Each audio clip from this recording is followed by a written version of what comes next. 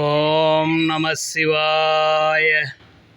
தென்னாடுடைய சிவனே போற்றி, எந்நாட்டவர்க்கும் இறைவா போற்றி, ஏகம்பத்துரை எந்தாய் போற்றி, பாகம் பெண் ஒரு ஆனாய் போற்றி, காவாய் கனகத் திரளே போற்றி, கைலை மலையானே போற்றி போற்றி.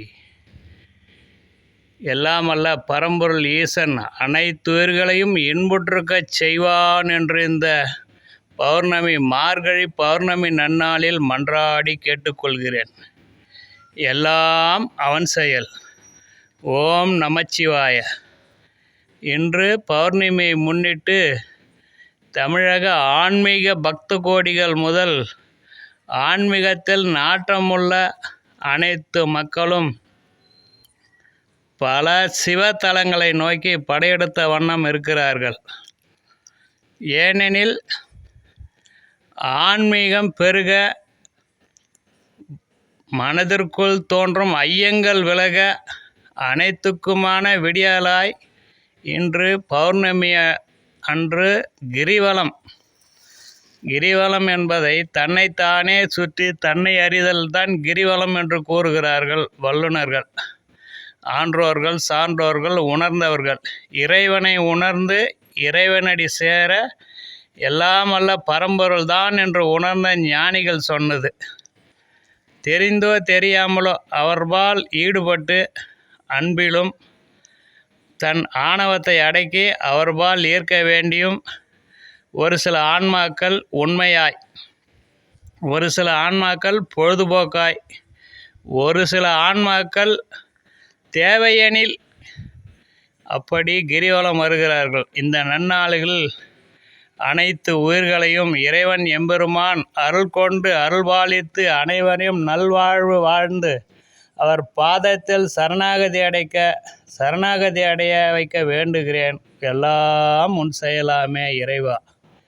குறிப்பாக நம் தமிழகத்தில், அதுவும் இந்து என்று கூறும் அந்த பிறப்பெடுத்ததை இறைவன் குறிப்பறிந்துதான் அளித்திருக்கிறான் என்று உணர்கிறேன். ஏனெனில் மற்ற மதத்தை சார்ந்தவர்கள் இறைவன் கூறிவிட்டான், அந்த வழியில் சென்றால்தான் நல்லது என்று அந்த பாதையை பயணிக்கிறார்கள். ஆனால் இந்துக்களாகிய இங்கு அனைவரையும் தன்போல் படைத்து வைத்து ஆட்கொண்டிருக்கிறான். தன்போல் எனில் 1000 பேர் இறைவனே வந்து நேரில் கூறினாலும் உணர்ந்தவர்கள், ஞானிகள், போகர்கள், சித்தர்கள், வல்லோர்கள், நல்லோர்கள் அனைவரும் உணர்ந்ததை இப்படித்தான் என்று உணர்த்தினாலும் கூறினாலும் கதையாய் பாடினாலும் எதுவும் இந்த இந்துக்களுக்கு எடுபடாது. ஏனெனில் அனைவரும் சிவ சிந்தனையில் உள்ளவர்கள், சிவனால் நேரடியாக படைக்கப்பட்டவர்கள் என்பது உலகறிந்த விஷயம். உலகமே உற்று பார்த்து கொண்டிருக்கிறது. இருப்பதோ 2% தான் இந்துக்கள். மற்ற 98% இந்துக்கள் என்ன செய்கிறான் அப்படி என்று உற்று நோக்கி கொண்டிருக்கிறது உலகமே. அன்றிலிருந்து இன்று வரை வரலாறு தான் அதற்கு காரணம். முன்னோர்கள் தனக்காக வாழாமல்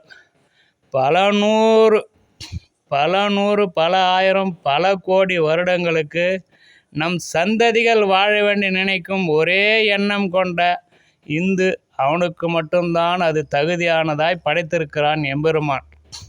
மற்ற உயிர்களையும் அனுசரணையோடு அணுகி அவர்களையும் தன்பால் ஈர்த்து தன்னுள் அடக்க நினைக்கவில்லை. அவர் இஷ்டப்படி இருக்கிறார்கள்.